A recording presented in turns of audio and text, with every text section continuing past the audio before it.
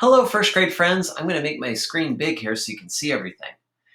Good job leaving a message the other day on whether you write with your right hand or your left hand.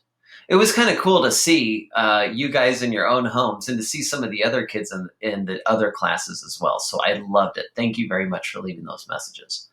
I did go ahead and tally all of the results of we had 4 left-handed students in the whole group, and we had 29 right-handed students. I did make my tally marks pretty easy to read by just putting them in groups of 5. Remember, 4 stand tall, 1 takes a fall. That's a group of 5, and that's one set of tallies. So I made them easy so I could either count by 5s, or I even made it so you could count by 10s if you see it there, because there's a group of 5 here and 5 here. So that's like 10, 20, 25, and just skip count 4 more to get to 29. I thought it'd be really helpful when I was trying to figure out how many more right-handed students than left-handed. I went ahead and I drew a quick circle drawing so you could really see how many more. I put my 4 left-handers on top and my 29 right-handers on the bottom, and I went ahead and I divided it where it showed all of the extra right-handed people. So I counted 25 more right-handed people than left-handed.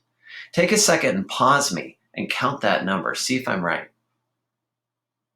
Cool. I hope you guys did that.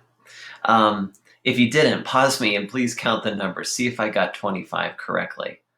You could also think of it like this way. There are 25 less left-handers than there are right-handers, because that's the number that is not here when you're thinking about how many less it is. Well, today I think it'd be fun to try out a whole new math tool. It's using this idea that we create here with our quick circle drawing, but what it uses is something called a comparison bar. It's where you can see how many more there are by just using numbers, kind of like you would in a number bond. In fact, this little diagram right here, where we had 4 left-handers and 29 right-handers, or 29 right-handers and a missing part to show how many more right-handers there are than left-handers, that kind of reminds me a little bit of number bonds. So if you know number bonds, you're going to love comparison bars.